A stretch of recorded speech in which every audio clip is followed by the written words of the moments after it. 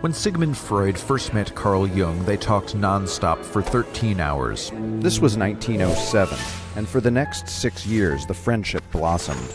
Freud was famous already for his psychoanalytic method, and Jung was a young Swiss psychiatrist. It was a passionate and surpassingly weird relationship, which, given the people involved, perhaps shouldn't come as a surprise. Freud called Jung the Joshua to my Moses, fated to enter the promised land, which I myself will not live to see. High praise and lots of pressure, to be sure. In 1909, they traveled together to America in order to give lectures on psychoanalysis.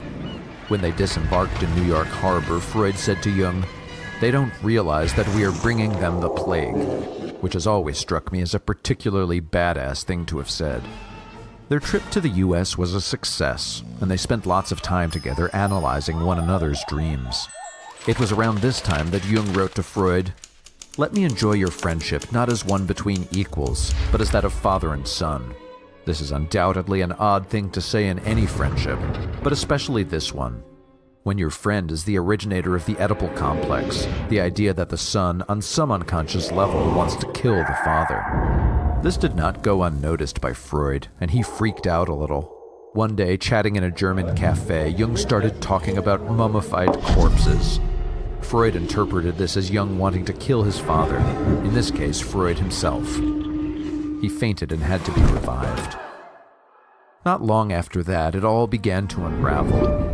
Not just because of their strange relationship, or because they got sick of each other, although they clearly did. No, there was a real intellectual disagreement. Freud was all about sex. The libido and its repression is the most basic cause of human behavior and human failure. The unconscious is where all these dangerous, messed up emotions and desires are stored away under lock and key, inaccessible except through psychoanalysis. Freud saw sex everywhere. Jung thought that that was a bit much. The other wedge in their friendship was Jung's interest in religion and myth. Jung believed in the collective unconscious, a sort of humanity-wide reservoir of universal symbols that make up the stuff of culture. Freud rejected the idea as flatly unscientific. Freud thought Jung betrayed psychoanalysis by becoming a mystic. Jung hoped that a statue would fall on Freud's head. At last, Freud ended it all in a letter from 1913. But one, meaning Jung, who while behaving abnormally keeps shouting that he is normal, gives ground for the suspicion that he lacks insight into his illness. Accordingly, I propose that we abandon our personal relations entirely. And that was that. The rest is silence, Jung noted in his diary.